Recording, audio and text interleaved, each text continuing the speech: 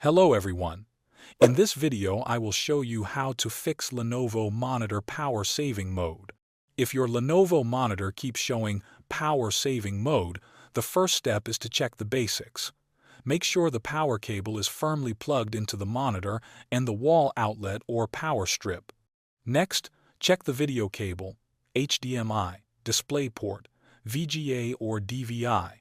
Ensure it is fully seated at both ends, between the monitor and the computer. Force the PC to run in full power mode using safe mode or integrated graphics. Turn off the computer, then turn it on and press F8 or Shift plus F8 to enter safe mode with networking. Safe mode allows the system to run with basic drivers, so you can update your graphics driver. You can uninstall the current driver and install the latest one from a USB drive if needed. If the video signal is the issue, your graphics card might be faulty.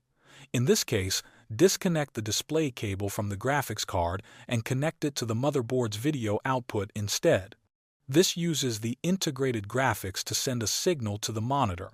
After connecting to the motherboard, restart the computer and check whether the monitor receives the video signal.